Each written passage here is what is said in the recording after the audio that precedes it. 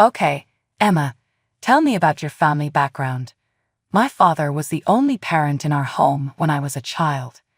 What effect did your family's circumstances have on your upbringing? My father instilled in me the virtue of hard work despite the obstacles we encountered. Okay, that's okay. How about you? Are you a family man? I'm not sure how applicable this is to the job for which I'm applying, though.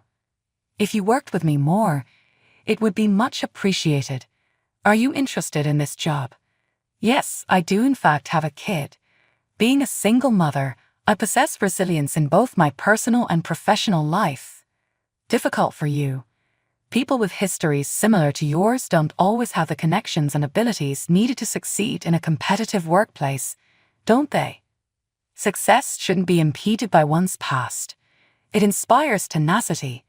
According to my observations, people from underprivileged origins find it difficult to adjust to demanding business settings. Are you up to the duties of this position? I have more than enough ability. I learned resilience and adaptation from my upbringing. Honestly, I'm not sure. Individuals with your kind seldom prosper in cutthroat industries. Pardon me. You paid attention to me. Your past is not a strength but a weakness. We are seeking applicants with more favorable conditions. That is discriminatory and unjust. My skills are not limited by my background. It is what it is. Your standards ought to be lowered. You are not the right person for this position. I will not be deterred by your bigotry. Despite my past, I have the abilities and will to achieve. Adjust to your needs, but don't be shocked if you don't succeed. My name is Emma, and when I moved to New York City at the age of 23, I had to balance being a single mother, an ambitious woman, and a senior in college. My life wasn't always simple, particularly when my ex-boyfriend James, who was nothing more than a jerk, left me the moment he found out I was expecting a child. I left and attended college in another city. When I was left to take care of our child by myself, I realized I had to make my own way and build a brighter future for the two of us. It had been 2 years since we last spoke, but I decided I was better off without him. I had always looked up to my father as a child since he was a well-respected CEO at a prominent bank. I was constantly inspired by his job achievement and unrelenting devotion.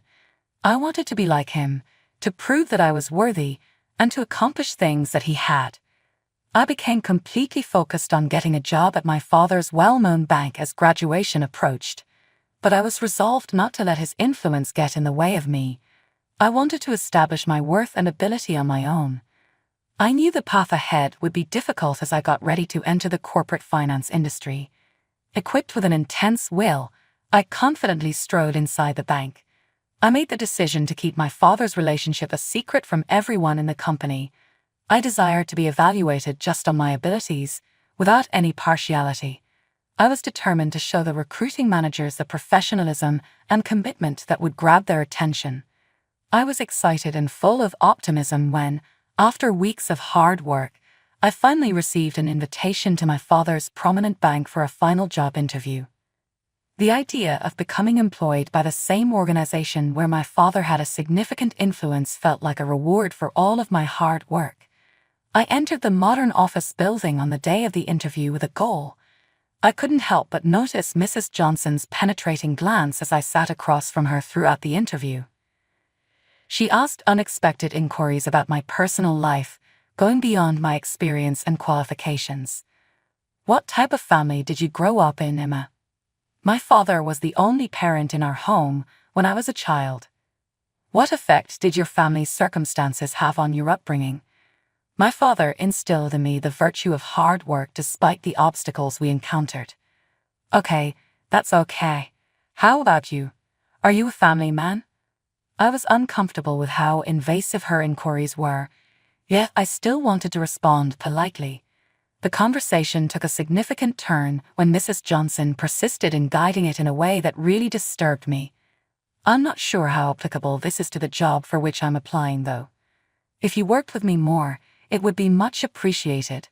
Are you interested in this job? Yes, I do in fact have a kid. As a single mother, I possess resilience in both my personal and professional life. Difficult for you. People with histories similar to yours don't always have the connections and abilities needed to succeed in a competitive workplace, don't they? Success shouldn't be impeded by one's past. It inspires tenacity. According to my observations, people from underprivileged origins find it difficult to adjust to demanding business settings. Are you up to the duties of this position? I have more than enough ability. I learned resilience and adaptation from my upbringing. Honestly, I'm not sure. Individuals with your kind seldom prosper in cutthroat industries. Excuse me, you paid attention to me. Your past is not a strength but a weakness. We are seeking applicants with more favorable conditions. That is discriminatory and unjust. My skills are not limited by my background. It is what it is. Your standards ought to be lowered. You are not the right person for this position. I will not be deterred by your bigotry. Despite my past, I have the abilities and will to achieve. Adjust to your needs, but don't be shocked if you don't succeed. Her remarks felt like a kick to the stomach. I struggled to keep my cool and hide from her how upset and ashamed I truly felt. Even though her remark hurt me profoundly, I knew that at this time I had to maintain my composure and show respect. I preserved my composure and held my head high. It was at that moment that I had an idea. Mrs. Johnson was obviously not the intended interviewer for my final performance review. I had an email conversation with a genuinely kind woman, and I'm sure Mrs. Johnson is simply a stand-in for the day. Choosing not to allow her bigotry stop me, I made the brave decision to take a chance. I asked to talk to the supervisor of Mrs. Johnson. Mrs. Johnson was taken aback by my request because it was unexpected. That was when it became clear that I was not as innocent and cooperative as she had thought. The power dynamic changed, and the tables have turned. She had no choice but to get up and bring in another person. Though I was really perplexed, I felt more relieved than anything. I would have a legitimate chance at least now. I was not the shy interviewee I had been when I sat down with a more seasoned HR professional. I had discovered my voice and made the decision to strongly yet calmly assert myself. I made another introduction and persuaded her to give me a job. The HR professional listened intently, her expression conveying both impression and understanding. I outlined my goals, my experience, and my willingness to help the bank succeed. It went quite well, but based on her poisonous actions, I couldn't shake the feeling that Mrs. Johnson would not allow me into this organization.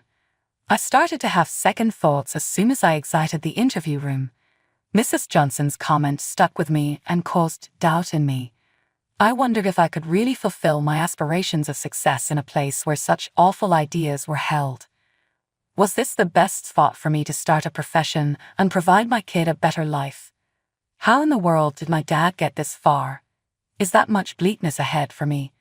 I was overcome with a range of contradictory feelings, including betrayal, rage, and disappointment. But resilience was still present at the core. I paused to collect myself. I had gone so far, surpassing anticipations and demonstrating my value at each turn. Even though Mrs. Johnson's remark hurt me, it wouldn't define who I am or what I do in the future. I resisted letting her conceit get in the way of my success. My perseverance and tenacity paid off a week later when I got an email from the bank. I had received an excellent salary offer for a job. There was unfathomable delight that filled my heart. I posted about the amazing milestone on social media because I was so excited. I was so excited to celebrate the new chapter in my life that I posted on Facebook and Instagram. I found great value in the encouragement and support I received from friends and family. I was happy for everyone who had supported me along the way, not just for myself. I began this new chapter of my life with thanksgiving and a fresh feeling of purpose. Though the road was far from ended, I was prepared to take on the chances and difficulties that the prominent bank would present. Life was going well until James's message interrupted the whole thing. Years had passed since we last spoke, so I most definitely did not anticipate his sudden reappearance in my life. Hi Emma, it's been a long time. I hope all is okay with you. I miss you and have been thinking a lot recently. My desire is to be involved in our child's life. Could we discuss and work things out? I was shocked by his statement's boldness. He left us when we most needed him, so how was it possible for him to ask me to trust him? I had created a life for myself and my child without him, and the scars he left behind were profound. It's unexpected to hear from you after all this time, James. Without you, our child and I have been constructing our lives. I can't just say, welcome back in the absence of evidence of sincere reform and dedication. I'm hoping you get it. But James's tone changed, raising doubts about my intentions and refusing to accept my choice. How come you won't give me a chance? Is it because your current employment is doing well? Do you believe you are too excellent for me? Remember that we have a past together. I swear that I've evolved. Kindly think it over again. It's not about my work or any feeling of superiority, James. It has to do with the faith you betrayed by abandoning us. I'm not going to forget the past that easy, you know. Words alone are not enough for me. It would be ideal if you accepted my choice for the time being and gave us the room we require. All right, if that's your preference. However, I swear I'll return to locate you. Both of our parents should be present in our child's life. I will not abandon us. James, please allow us the room we require and respect our limits. My top focus is our child's well-being. Be careful. His hurtful comment sliced right through me, resurrecting ancient scars. I didn't let his attempts to manipulate me ruin the gains I had already achieved, so I held my position. But I was heartbroken, deep down. Following our meeting, a range of feelings passed through me. Vulnerability, disillusionment, and anger threatened to eclipse my recent victories. But I wasn't going to allow James's return influence me. The first day finally arrived, and it was time for me to go to my workplace. I noticed something unexpected. James was seen escorting Mrs. Johnson to her job. During their farewell, he referred to her as Mom. Suddenly, I understood why Mrs. Johnson had treated me so badly. She was his mother. She must have detested me and held me accountable for forcing him to relocate to a different place by keeping the baby. To make matters worse, I was working directly under Mrs. Johnson's supervision at the office. She was still being quite rude to me, but I knew that going in. I took care to compile proof of Mrs. Johnson's improper actions. I kept records of the times she acted unfairly and made disparaging remarks. It was difficult to deal with Mrs. Johnson's attitude at work every day. But I didn't waver. I was aware that obtaining proof was essential to revealing the truth and pursuing justice. After gathering all the proof I could, I made the decision to speak with Mrs. Johnson face to face. I knew in my heart that it was all because of her son, so I asked her why she had been treating me so badly.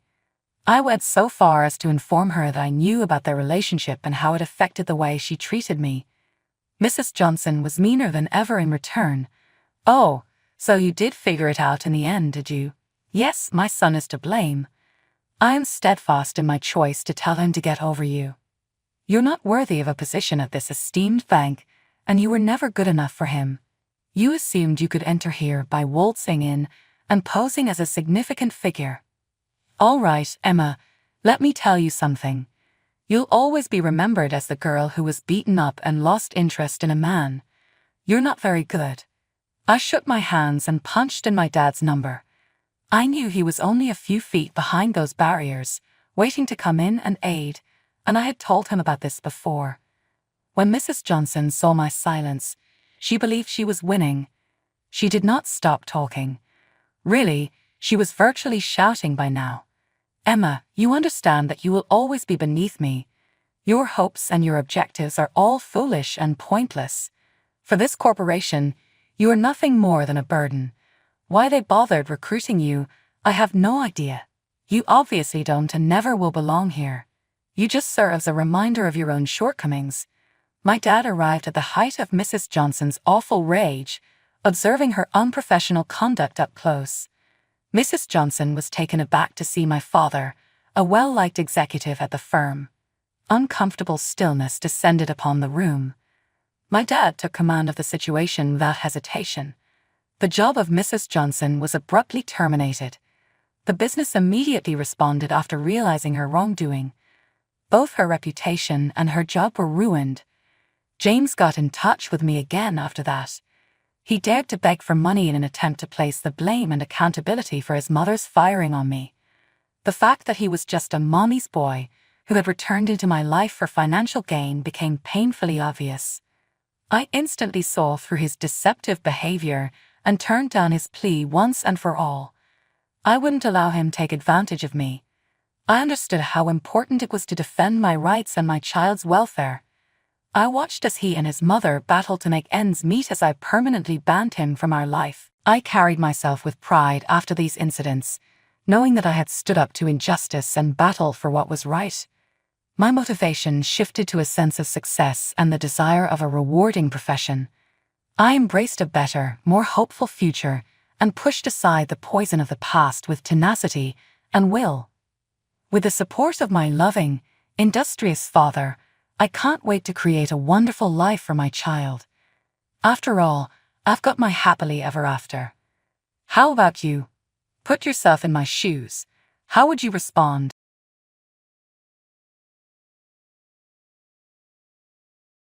I'm Sophia, and this is the story of how my life was turned upside down. But let's start from the beginning. I grew up in a wealthy family, the only child of doting parents who gave me everything I could ever want. My father, Robert, was a successful businessman, and my mother, Eleanor, was a socialite known for throwing the best parties in town. They showered me with love and attention, making sure I never lacked anything. When I entered college, I was determined to make my parents proud. I buried myself in books, focusing solely on my studies. That's when Tom came into my life. He was persistent. I'll give him that. He'd wait for me after classes, bring me coffee during late-night study sessions, and even showed up at my parents' house one day. "Mr. and Mrs. Thompson," he said, standing tall in our living room, "I'm in love with your daughter, and I want you to know my intentions are serious." My father was impressed.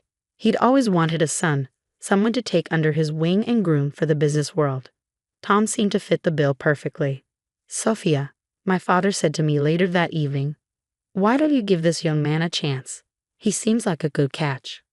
Reluctantly, I agreed to go on a date with Tom, and to my surprise, I found myself enjoying his company. He was charming, attentive, and seemed genuinely interested in my thoughts and dreams. Our relationship blossomed quickly, and before I knew it, we were walking down the aisle. Fresh out of college, my parents were overjoyed, especially my father, who saw Tom as the son he never had. "Welcome to the family, son," my father said, clapping Tom on the back at our wedding reception. "I have big plans for us." True to his word, my father helped Tom start his own business, a state-of-the-art car wash. He bought all the necessary equipment and even helped us purchase a small, cozy house. A year into our marriage, I gave birth to our son, Michael. Holding him in my arms for the first time, I felt a love I had never experienced before. I threw myself into motherhood, becoming a full-time housewife. My days were filled with diaper changes, feeding schedules, and lullabies. As the years passed, our lives settled into a routine. Michael grew from a gurgling baby into a curious toddler, then a mischievous child, and finally, a brooding teenager. I poured my heart and soul into raising him while Tom continued to struggle with the car wash business. "Your father thinks I'm a failure," Tom spat one evening after another tense phone call. "He's always looking down on me, giving me handouts like I'm some charity case." I tried to reassure him. "That's not true, Tom. Dad's just trying to help." But these arguments became more frequent, and I found myself walking on eggshells in my own home. Michael, now in his late teens, began to withdraw, spending more time in his room or out with friends. As for me, the years of stress and housework had taken their toll. I was no longer the slim college girl Tom had wooed.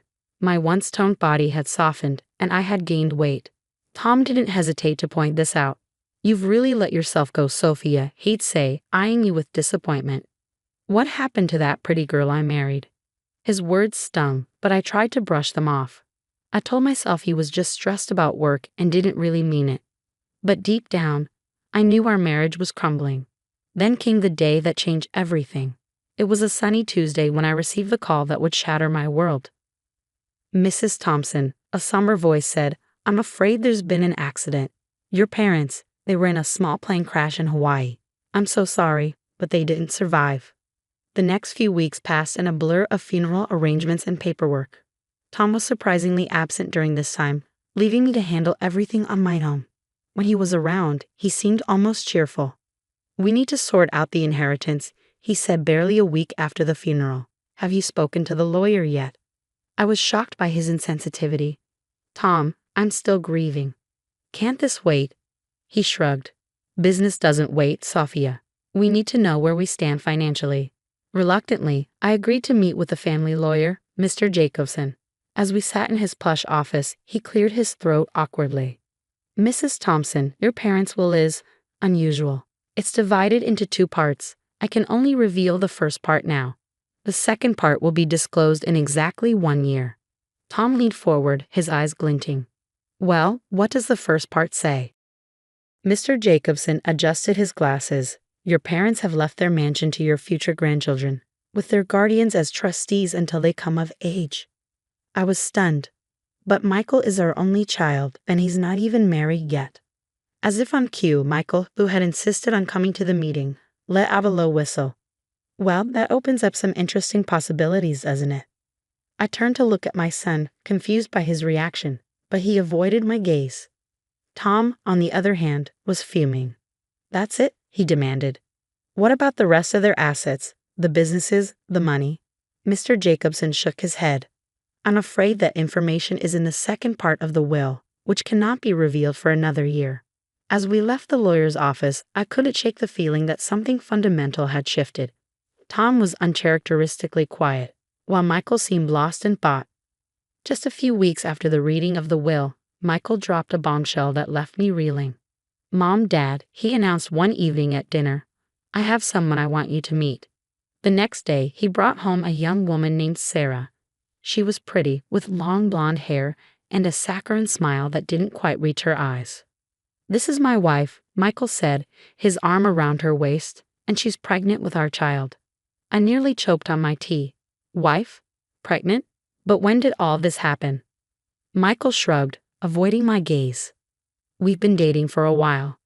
When we found out about the baby, we decided to get married right away."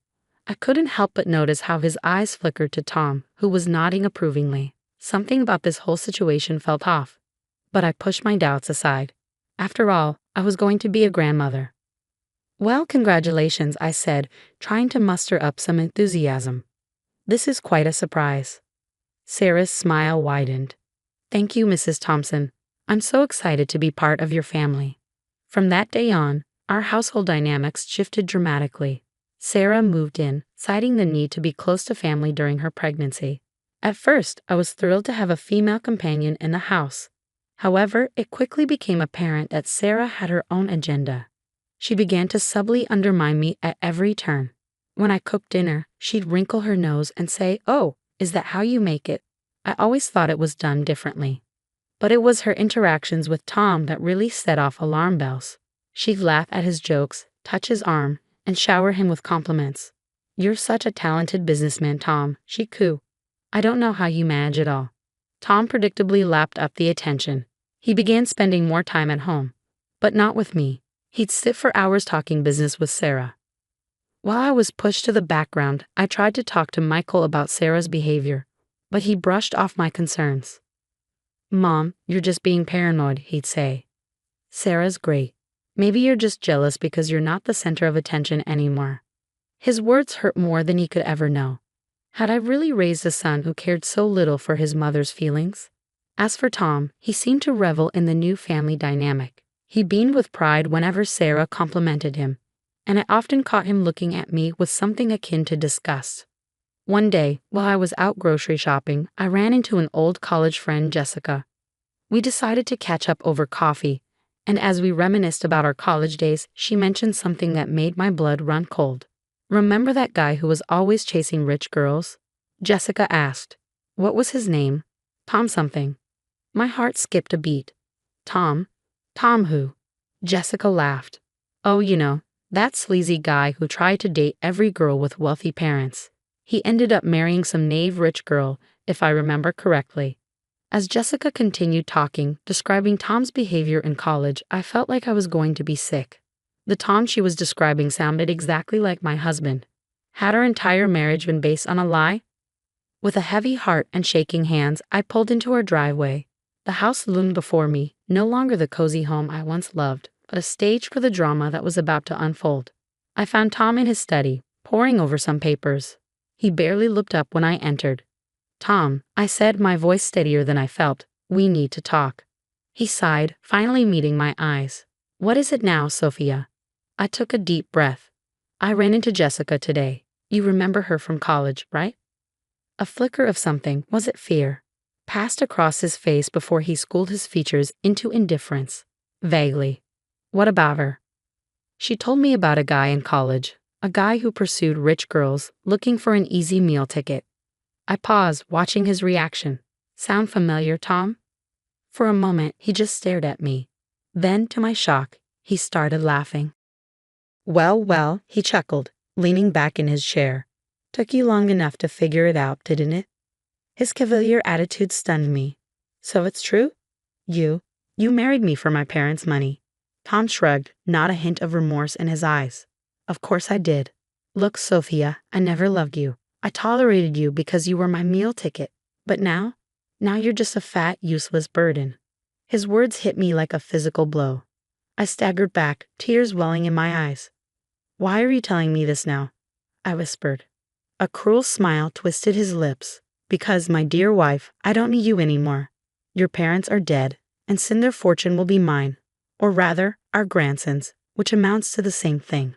Suddenly, everything clicked into place. Michael's hasty marriage, Sarah's convenient pregnancy, the way they'd been treating me. It had all been a calculated move to secure my parents' inheritance. You planned all this?" I gasped. Tom laughed again, the sound grating on my nerves. Give credit where it's due, it was mostly Michael's idea. The boy's got a good head for business, unlike his mother. I felt like I was drowning, the weight of their betrayal crushing me. "Does Sarah know about this?" "Of course she does," Tom sneered. "She's a smart girl, knows a good opportunity when she sees one. Unlike you, she'll make a proper wife for a businessman." I couldn't take any more. I turned and fled from the room, my world shattered around me. As the reality of my situation sank in, I realized I had nowhere to go. I had no money of my own, not even enough to rent an apartment. With a heavy heart, I resigned myself to staying in the house with people I could no longer trust. 2 months later, Tom dropped another bombshell on me. I was in the kitchen preparing dinner when he strolled in with a self-satisfied smirk on his face. "Pack your bags, Lydia," he announced without preamble. "We're moving into your parents' house." I nearly dropped the knife I was holding. "What? When did we decide this?" Tom's laugh was cold and mocking. "We didn't decide anything. I decided. We're moving in with Michael and Sarah. After all, our grandson is the heir to that house." Each word was like a slap to my face. "What do you mean? What about our house?" "Oh, that?" Tom waved dismissively. "I sold it. The money's already been spent on things for people I actually care about. And just so we're clear, you're not on that list." Over the next few days, I watched in stunned silence as Tom, Michael, and Sarah excitedly prepared for the move. They bought new cars, splurged on expensive clothes and gadgets, all while I faded into the background, ignored and forgotten. The move to my parents' house was like a twisted parody of a happy family relocation. Sarah immediately claimed the master bedroom, while I was relegated to a small guest room in the back of the house. As the days passed, I found myself increasingly isolated. Sarah gave birth to my grandson and began delegating all the housework to me. I cooked, cleaned, and even cared for my grandson while she lounged about, issuing orders like a queen. "Sophia," she'd call out, "the baby needs changing. And while you're at it, could you tidy up the living room? It's looking a bit messy." I threw myself into caring for my grandson, the only thing keeping me going in a life that had become unrecognizable. Finding solace in my grandson's innocent smiles and gurgles, I clung to those moments of joy, even though they were tainted by the constant barbs and criticism from Sarah and Tom. One evening, about a month after we had moved in, things came to a head. We were all seated at the dinner table, a dinner I had prepared, as usual. Sarah was in rare form, ordering me around as if I were a servant. "Sophia, fetch me some more water and hurry up with clearing these plates. We don't have all night," she snapped. Something in me snapped too. Years of pent-up frustration and hurt came pouring out. "Enough!" I shouted, slamming my hands on the table. "I am not your maid, Sarah. This is my parents' house, and I deserve some respect." The room fell silent. Sarah's face crumpled, and she burst into dramatic tears. "How could you speak to me like that after all we've done for you?" she wailed. Tom stood up, his face red with anger. "That's it, Sophia. I've had enough of your ingratitude. Pack your things and get out. This house belongs to our grandson now, and you're no longer welcome here." I stared at him in disbelief. "You can't be serious. Where am I supposed to go?" He reached into his pocket and pulled out a stack of papers. "I've been waiting for the right moment to give you these." He tossed them on the table. "Divorce papers. Already signed. I want you gone by morning." I looked to Michael, hoping against hope that my son would defend me. But he just shrugged, avoiding my gaze. "I'm an adult now, Mom. I don't need you anymore." With shaking hands, I took the divorce papers. Sarah's triumphant smirk was the last thing I saw as I turned and walked out of the dining room, my world crumbling around me. With nowhere to go and my life in shambles, I found myself dialing a familiar number. Jessica, my old college friend, answered on the second ring. "Lydia, is everything okay?" Her voice was laced with concern. I swallowed hard. "Not really. I need a place to stay." Without hesitation, Jessica invited me to her home. As I settled into her guest room, she shared her own family drama. "My son's been going through hell," she confided. "His fiancée left him, and she's pregnant. He's desperate to find her and be there for his child." My heart skipped a beat. "Do you have a picture of her?" Jessica nodded, pulling out her phone. As she showed me the photo, my blood ran cold. Staring back at me was Sarah, my supposed daughter-in-law. "Jessica," I said slowly, "I think I know where your son's fiancée is." Over cups of tea, I poured out my story. Jessica listened, her expression morphing from shock to anger to determination. "We need to expose them," she declared. Together, we hashed a plan. The next day, I returned to my parents' house under the guise of collecting the last of my belongings.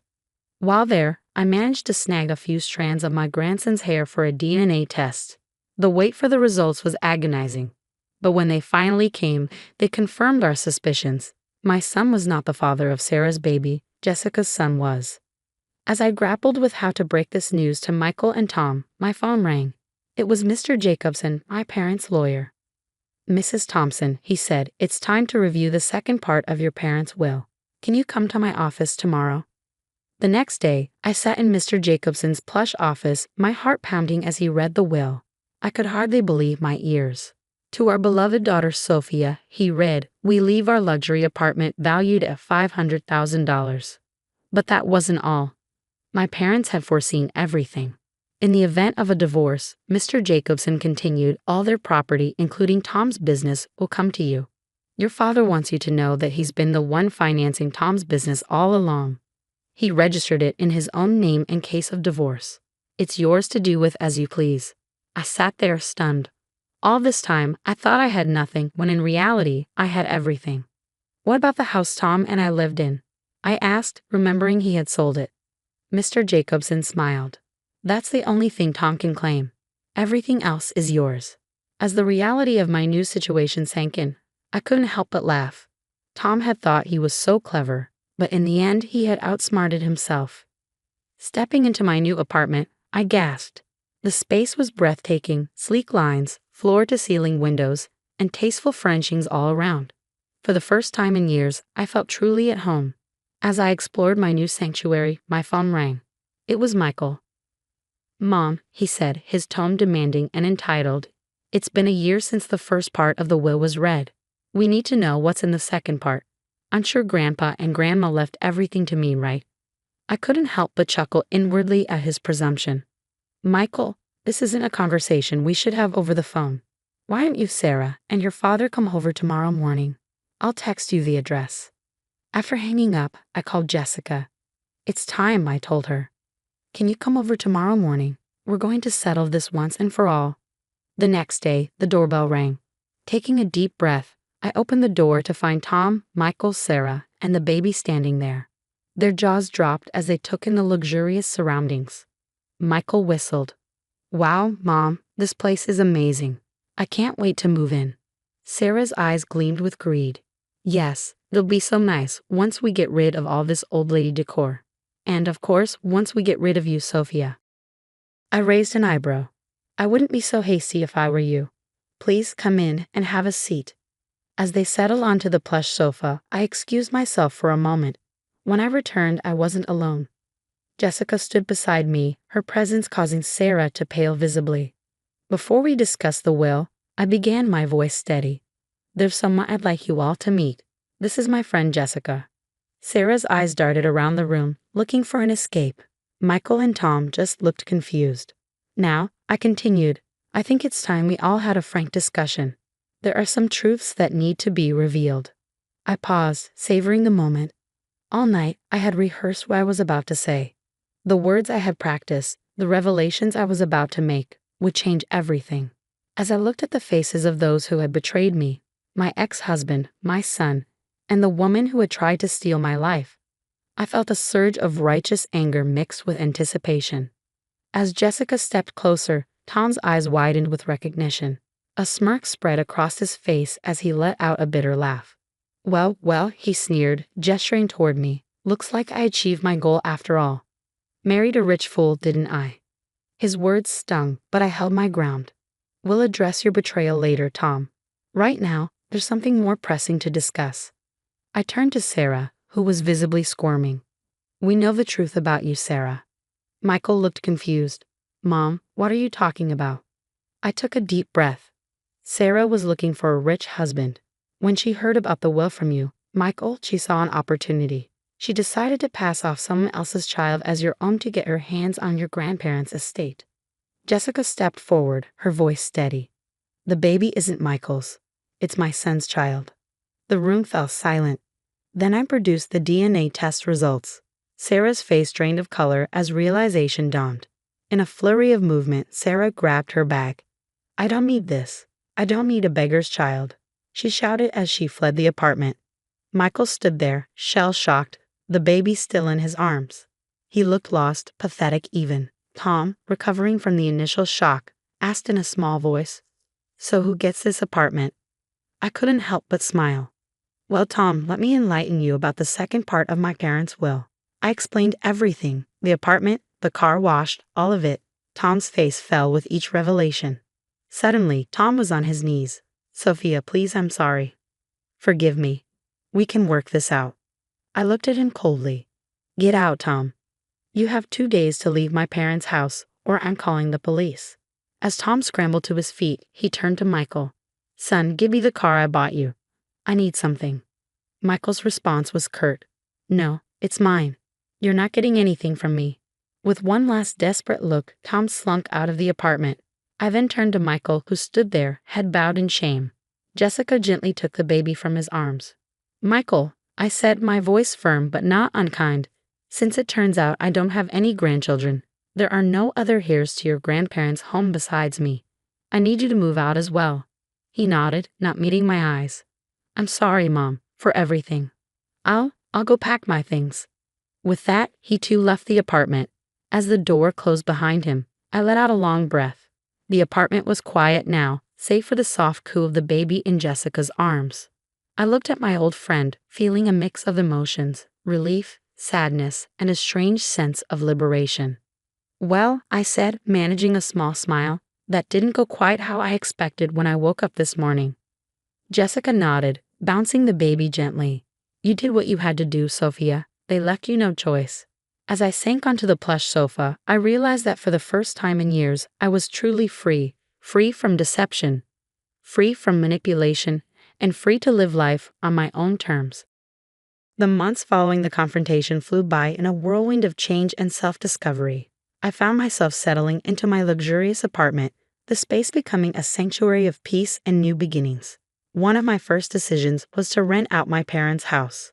It felt right somehow to have the property occupied by a young family who appreciated its warmth and history. The rental income provided a comfortable cushion, adding to the proceeds from selling Tom's car wash business.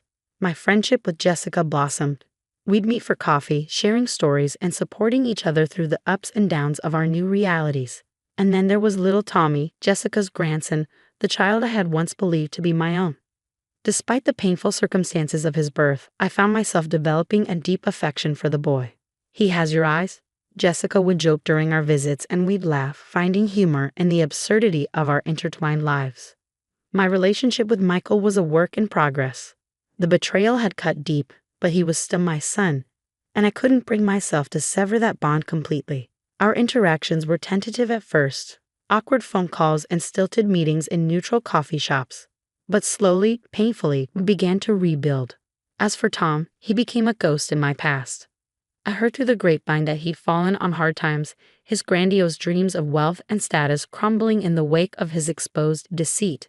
I saw him only once by chance as I was driving through town.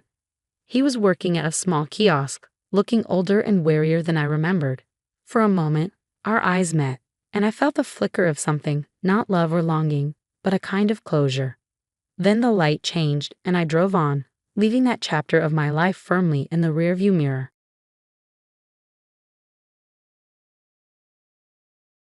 My name is Amanda Pierce, and I'm 32 years old. I was born and raised in Miami, where my life has always revolved around gems and jewelry, just like my parents and grandparents before me. Pierce Gems, our family's boutique jewelry store, is nestled in Miami's upscale shopping district. It's more than just a store, it's my entire world. While most kids spent their childhoods playing in parks, I grew up in the workshop. As others learned to ride bikes, I learned to cut stones. My dad would sit me on his lap, guiding my small hands with his big, callous ones as we crafted pieces together. "Remember, Mandy," he'd say in his gruff but kind voice, "it's not just about making something beautiful. It's about creating something that tells a story." Our family has a secret, though we're not royalty or anything like that. It's a special technique for processing gems, a technique that makes them shine like nothing else. This secret has been passed down through 3 generations, and it's what sets Pierce Gems apart. "Guard this secret with your life, Amanda," my dad told me on my 21st birthday. "It's not just our past, it's our future." And so I did. I guarded it fiercely. It was my responsibility, my burden, and my ticket to success in a world that didn't always take a young woman seriously. Pierce Gems wasn't just surviving, it was thriving. We had a loyal clientele who appreciated the unique brilliance of our pieces. Other jewelers tried to uncover our secret, but none came close. The Gemstone Society's annual gala was always a glamorous affair. But that year felt different. Maybe it was the champagne, or maybe it was the way my new emerald dress hugged my curves, but I felt electric that night. As I made my way through the crowd, nodding at familiar faces and exchanging pleasantries, the room buzzed with luxury. Designer gowns, tailored suits, and jewels that probably cost more than my first car filled the space. "Amanda, darling, you look fabulous," gushed Marjorie, one of our regular clients, as she grabbed my hands, her eyes zeroing in on the ring I was wearing. "Is this one of your new pieces? It's stunning." I smiled, pride swelling within me. "Just finished it last week. It's part of our new Midnight Sky collection." "I simply must have one," Marjorie declared. "I'll stop by the shop next week." As she fluttered off to gossip with her friends, I felt a tap on my shoulder. I turned to find myself staring into the most captivating pair of blue eyes I'd ever seen. "Excuse me," said the owner of those eyes, flashing a smile that could melt ice. I couldn't help but overhear, "You're Amanda Pierce, aren't you?" I nodded, suddenly tongue-tied. "That's me. And you are?" "Jason Ranfield," he replied, extending his hand. "It's a pleasure to finally meet you. I've heard great things about your work." Ranfield. The name hit me like a ton of bricks. The Ranfields were jewelry royalty, owners of one of the largest jewelry empires in the country. And here was their hair, talking to me like I was the most interesting person in the room. "The pleasure's all mine," I managed to say, shaking his hand. "I didn't realize the Ranfields would be here tonight." Jason laughed, a warm, rich sound that made me feel like we were sharing an inside joke. "We usually skip these events, but I insisted on coming this year. I've been following your work, Amanda. You're making waves in the industry." A blush crept up my cheeks. "That's very kind of you to say." "It's the truth," he said, his eyes twinkling. "In fact, I was hoping we could discuss a potential collaboration. How about dinner next week?" My heart skipped a beat. A collaboration with the Ranfields could take Pierce Gems to the next level. But a small voice in the back of my head whispered a warning. The Ranfields were our biggest competitors. Could they be trusted? I pushed the thought aside. This was business, nothing more. Dinner sounds great, I heard myself say. Jason's smile widened. Excellent. I'll have my assistant set it up. He glanced over my shoulder and frowned slightly. I'm afraid I have to mingle, but I'm looking forward to our dinner, Amanda. As he walked away, I felt like I was floating. Jason Ranfield had sought me out, me, Amanda Pierce, the girl who spent more time with gems than with people. The rest of the night passed in a blur. I danced, I laughed, I networked, but my mind kept drifting back to those blue eyes and that dazzling smile. Jason had chosen a trendy restaurant in South Beach, the kind of place where the who's who of Miami came to see and be seen. As I walked in, I spotted him immediately, looking impossibly handsome in a tailored suit. He stood up as I approached, his eyes lighting up.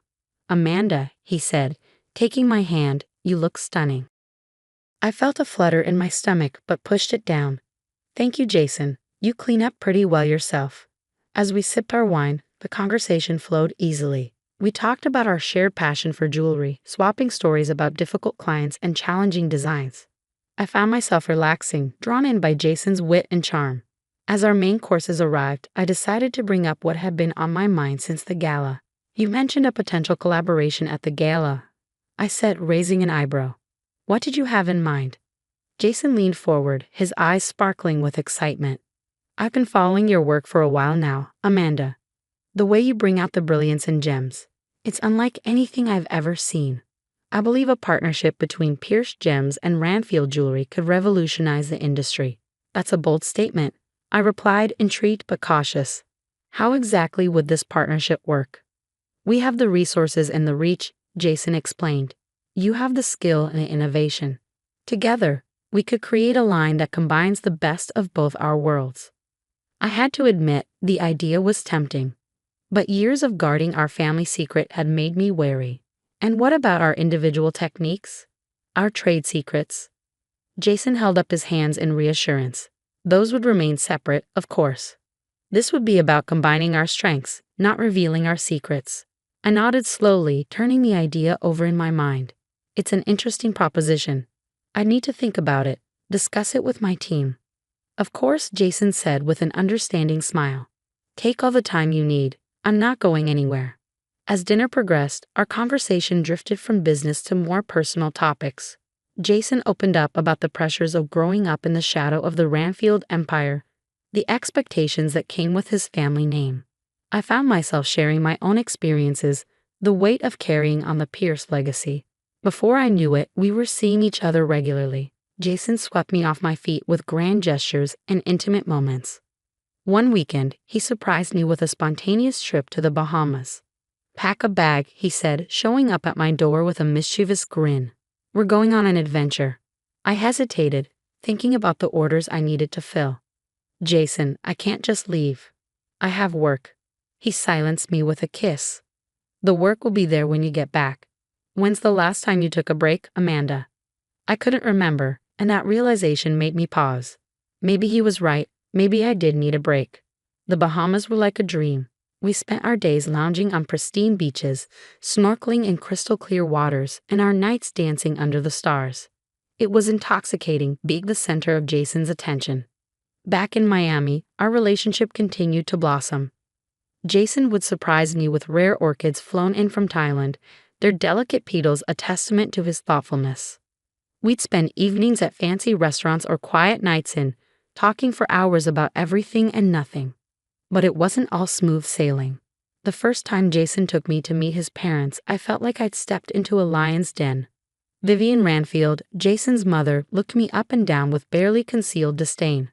So you're the little jeweler Jason's been spending so much time with, she said, her voice dripping with false sweetness.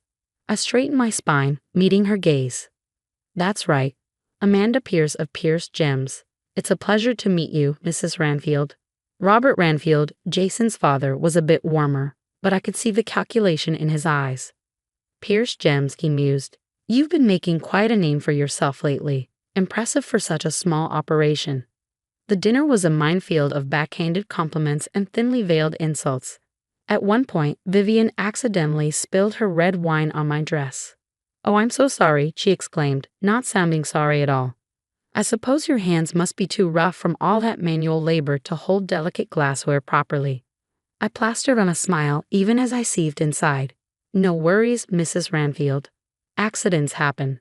Jason squeezed my hand under the table, a silent show of support. Later, as he drove me home, he apologized profusely. I'm so sorry about my parents, he said, his knuckles white on the steering wheel. They can be difficult. I sighed, looking out at the Miami skyline. It's okay. I'm sure they're just protective of you. Jason shook his head. It's not okay. You're important to me, Amanda. They need to accept that. His words warmed my heart, pushing away the lingering chill from his parents' cold reception. As weeks turned into months, I found myself falling harder for Jason. He was everything I'd never known I wanted, charming, worldly, and seemingly head over heels for me. For the first time in my life, I felt truly seen and appreciated for more than just my craft. We'd been dating for about 8 months when he surprised me with a trip to Paris. Pack your bags, darling, he said, his eyes twinkling with excitement. We're off to the city of love. And so I found myself in Paris, strolling hand in hand with Jason along the Seine, marveling at the architecture and indulging in decadent French cuisine. It was like a dream. On our last night in Paris, Jason took me to dinner at a Michelin-starred restaurant with a view of the Eiffel Tower. As we finished our dessert, he suddenly looked nervous. Amanda, he said, reaching across the table to take my hand. These past months have been the happiest of my life. I can't imagine my life without you. He stood up, and to my shock, got down on one knee beside our table. The other diners gasped and turned to watch. Amanda Pierce, Jason said, pulling out a small velvet box, will you marry me? I stared at the ring in shock. It was beautiful, but a small part of me couldn't help but notice that it paled in comparison to my own creations. I pushed that thought aside, focusing instead on the man kneeling before me, his eyes full of hope and love. Yes, I heard myself say. Yes, I'll marry you.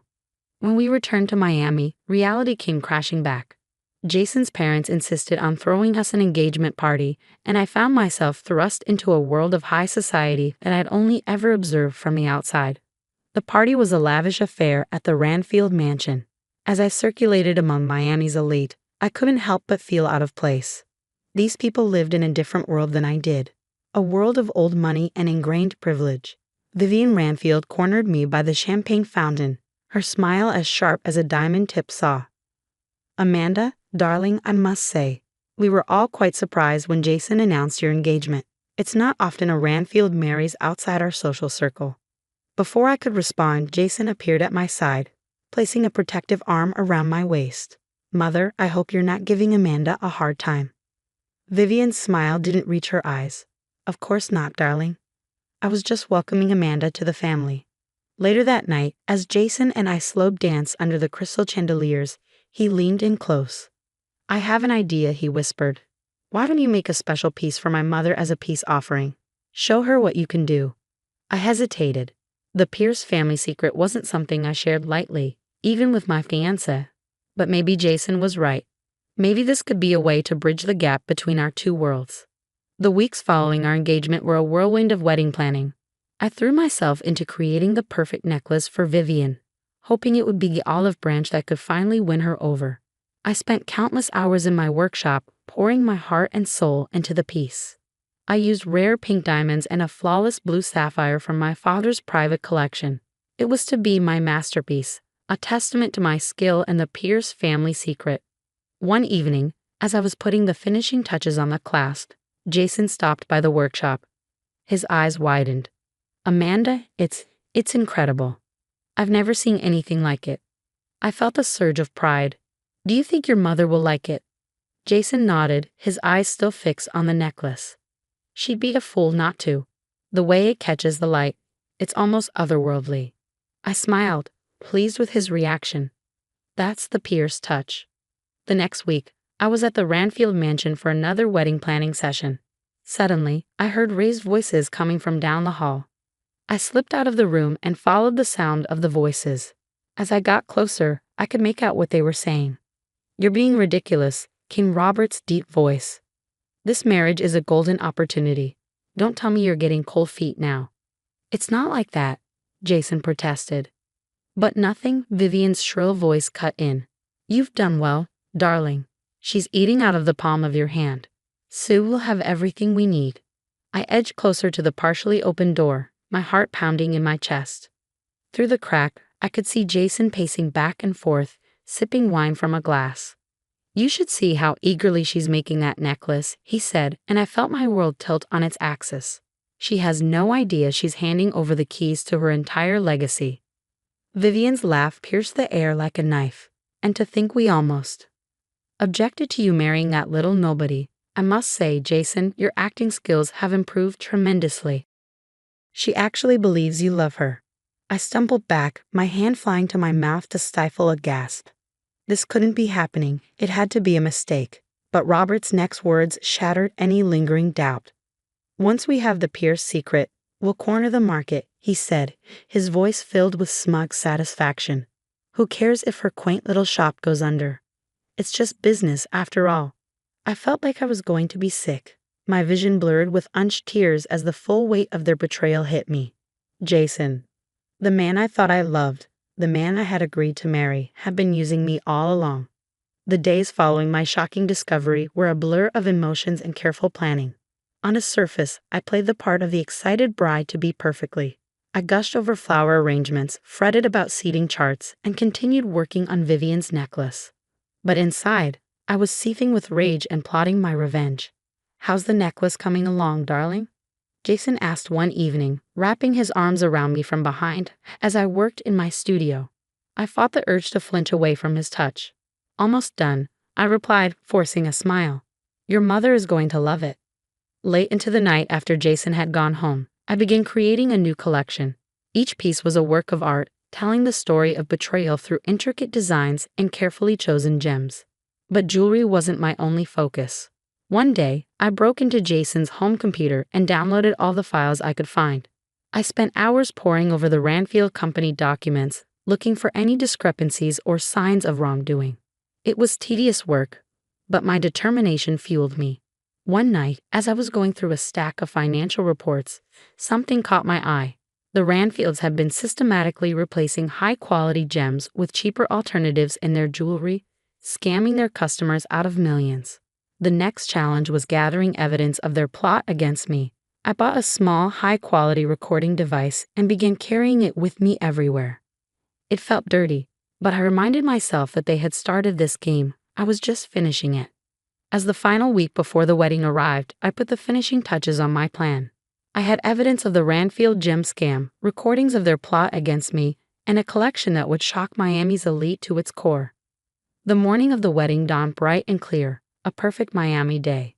As I arrived at the beachfront venue, my heart was pounding, but my resolve was firm.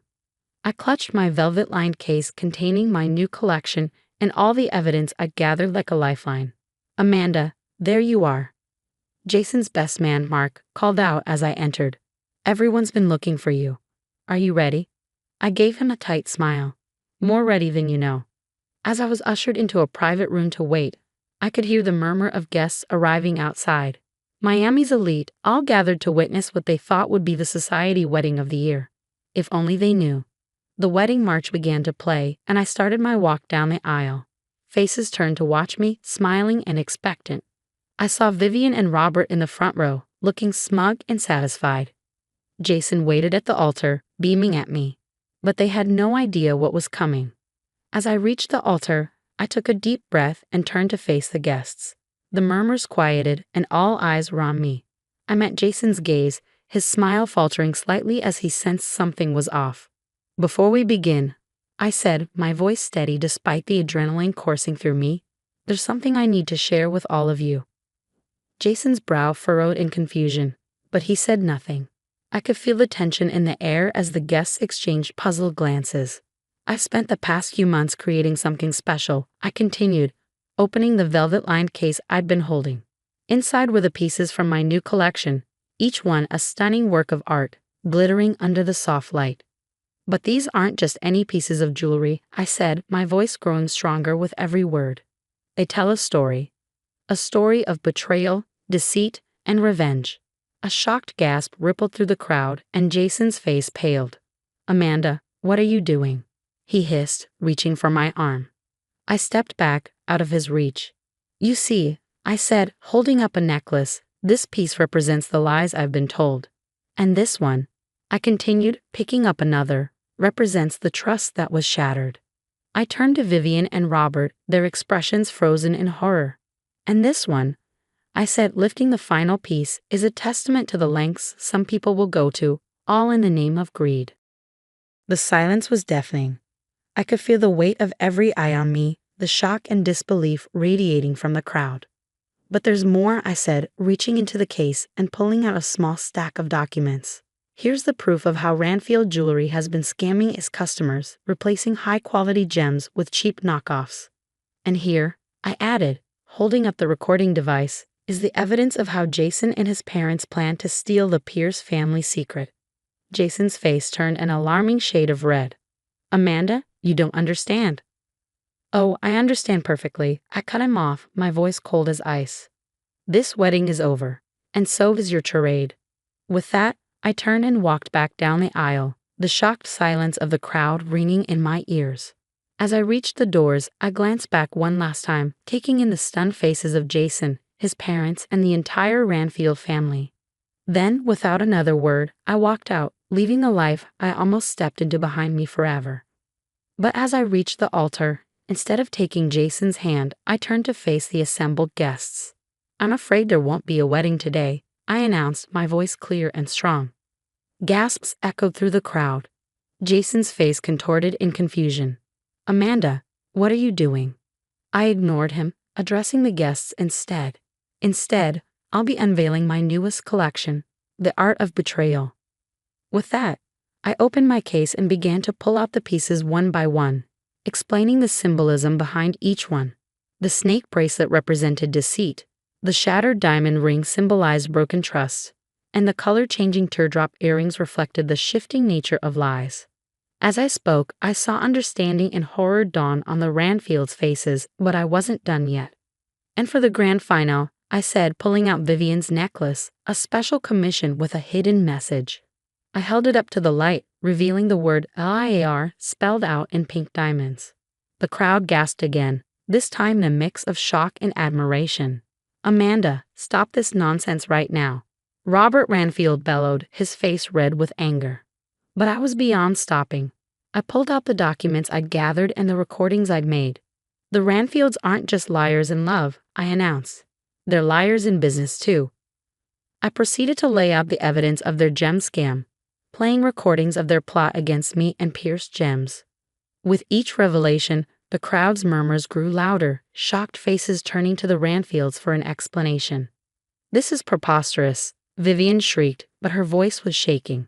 As security began to escort the sputtering Ranfields out, I addressed the crowd one final time. I stand before you not as a bride, but as a businesswoman protecting her legacy. Pierce Gems will continue to create beauty and brilliance without compromising our integrity. The aftermath was chaos. Reporters who had come to cover a society wedding found themselves with a much bigger story. Photos of my triumphant face and stunning jewelry splashed across social media and magazines worldwide. In the days following what the press dubbed the wedding that wasn't, my life became a whirlwind of interviews, legal meetings, and damage control. The story had exploded beyond Miami, capturing national attention.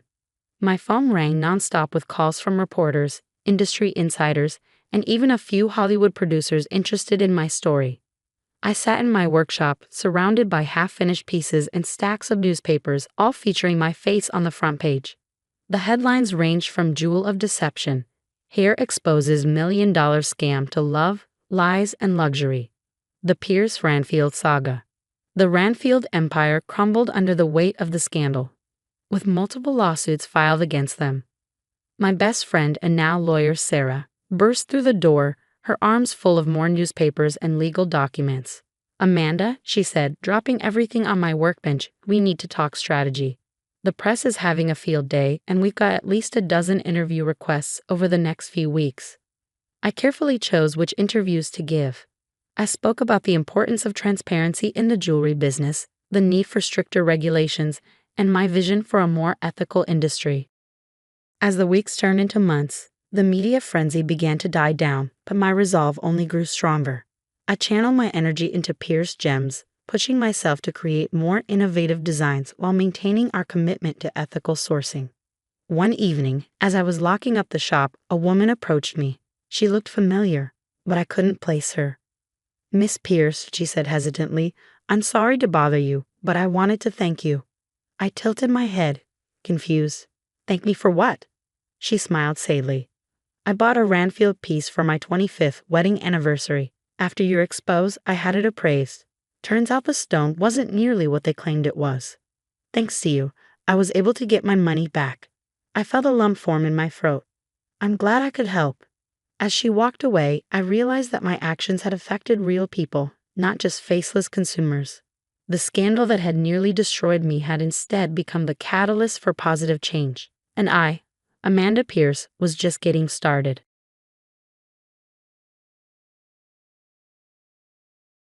Hi, my name is Hannah, and I'm 30 years old.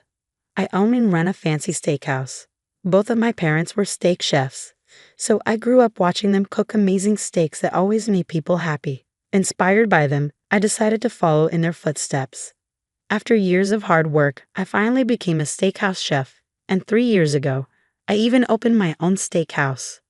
It's a great place, not just because of the steaks and wine, but also the atmosphere.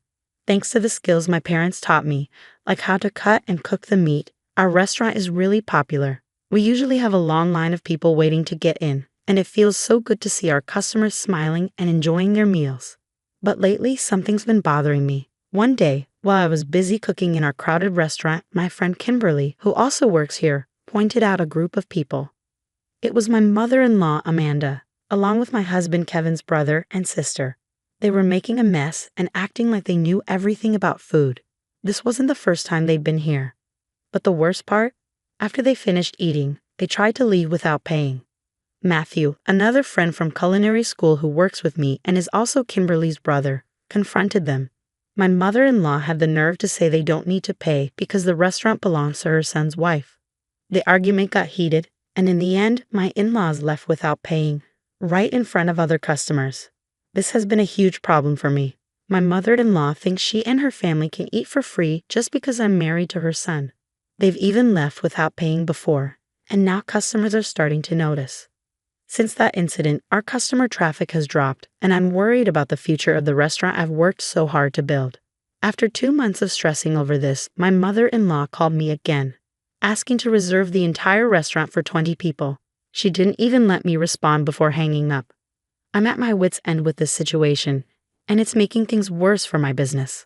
But I couldn't just ignore a reservation, so I briefed Matthew, Kimberly, and the rest of the staff about the situation.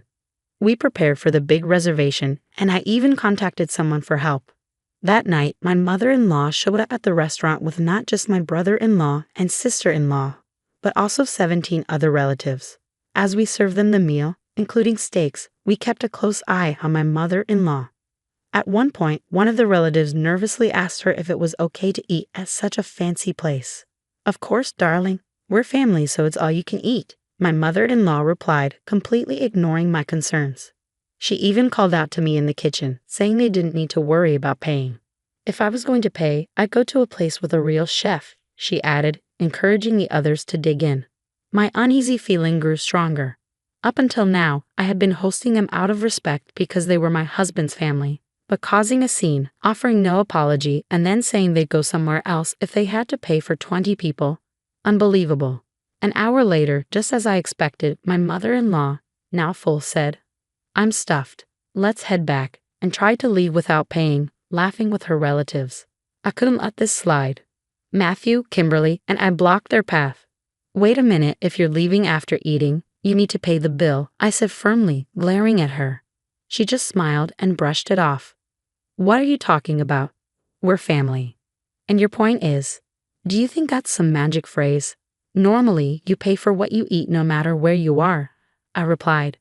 "Well, yes, normally, but think about it. When we come to your house and you feed us, we don't pay, right?" she retorted. "That's true, but where do you think you are now? This isn't a friend or family's home. It's a legitimate restaurant," I continued, holding back my anger. "So what? Whether it's a shop or not, it doesn't change the fact that it's my daughter-in-law's place. Charging money just because the location is different makes no sense, she said, completely dismissing my point. Seeing that she had no intention of changing her attitude, and with everyone, including Matthew, Kimberly, and the other staff members, getting increasingly angry, I decided it was time to reveal the truth I had been hiding. Amanda, clearly you're not listening. Do you know that right now, I'm single? I said. My mother-in-law's laughter stopped and her face went blank.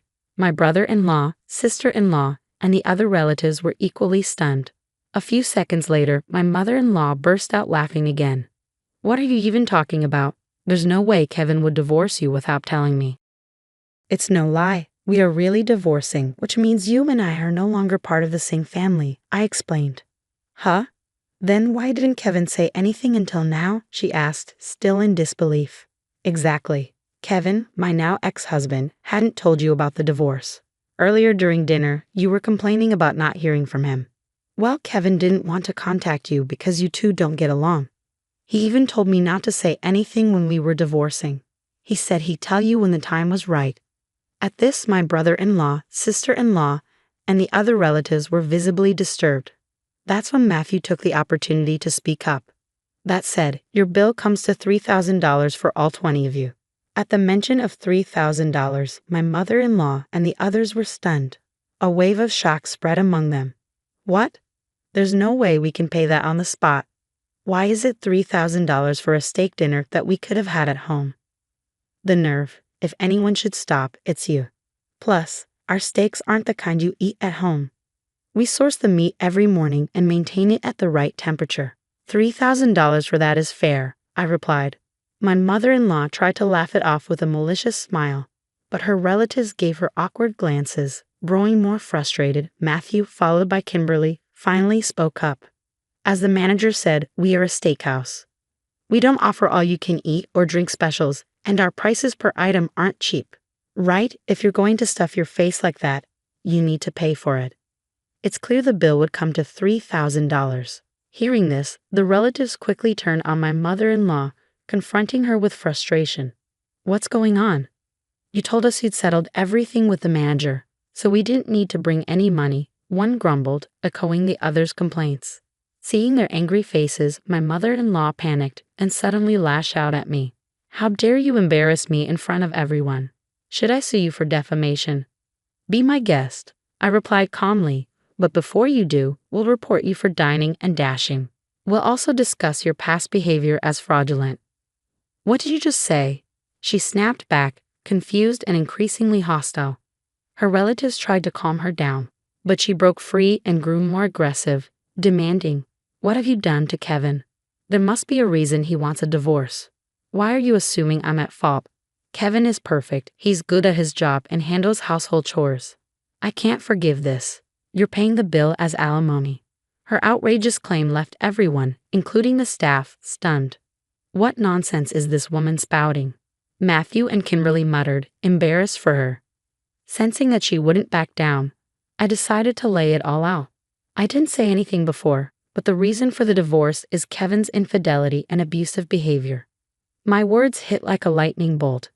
My mother-in-law, brother-in-law, sister-in-law, and the other relatives were all shocked as I revealed the truth. Kevin, no, my ex-husband, didn't just neglect his job. He stole money from me, money I had saved before our marriage, and spent it partying with multiple women and drinking heavily. He was also emotionally abusive and started accumulating debt without my knowledge.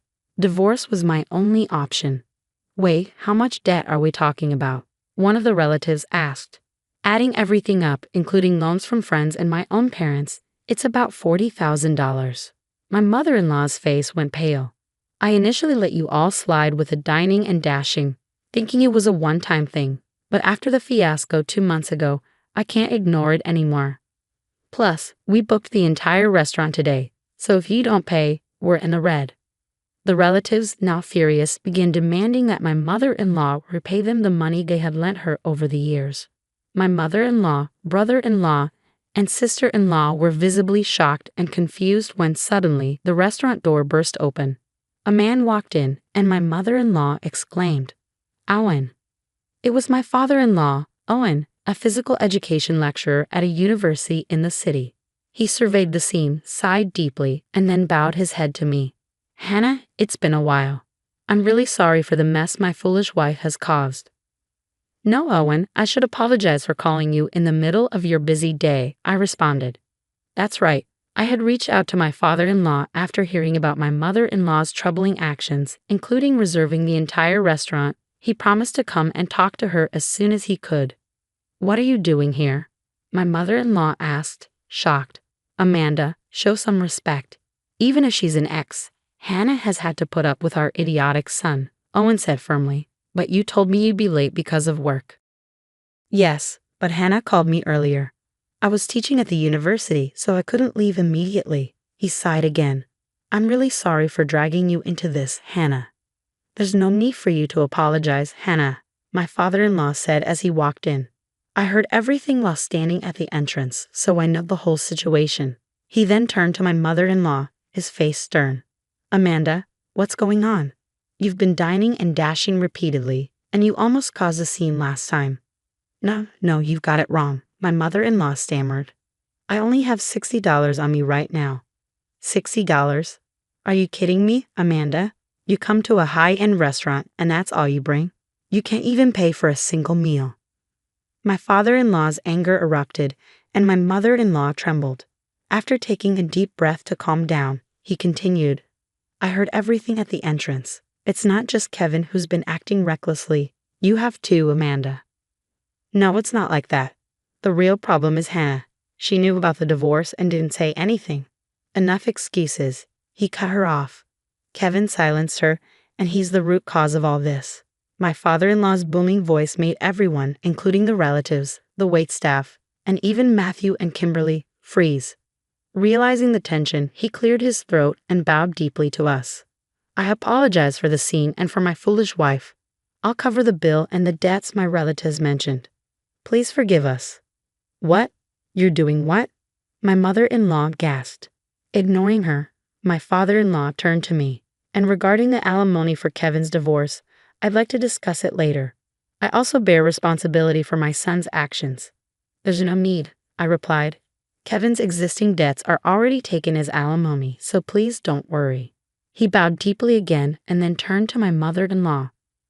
I said I would cover the costs for now, but you will pay it back later with your own earnings. My mother-in-law, along with my brother-in-law and sister-in-law, was utterly shocked. My father-in-law declared that since they had been dining and dashing with her, they were equally guilty. He cut ties with all of them that day. Later, my father-in-law paid the $3,000 for that night's meal, $14,000 for past dining and dashing, and around $10,000 for my mother-in-law's debts to relatives, a total of $27,000. It turned out that some of her debts were due to dining and dashing at my restaurant, but she had also been financially supporting a younger man. When my father-in-law discovered this, he was beyond furious, and their marriage ended in divorce. He also cut ties with my brother-in-law and sister-in-law. After being ousted, my mother-in-law, brother-in-law, and sister-in-law moved into a cheap apartment in the city. They're now juggling part-time jobs to pay off their debts, working from dawn till dusk. All of them are struggling. My mother-in-law, who had always been a housewife, and my brother-in-law and sister-in-law, who relied solely on my father-in-law's income despite having college degrees, are all finding it hard to adapt to their first jobs. They're getting yelled at by younger bosses and colleagues almost every day. On the flip side, things are looking up for me. Friends and relatives who used to come with my mother-in-law are now visiting on their own. And guess what? They're actually paying for their meals. They're thrilled with the quality of the food and service. So in a way, I have to thank my mother-in-law for this one silver lining. The smiles of these satisfied customers keep me, Matthew, Kimberly, and the rest of the staff going strong.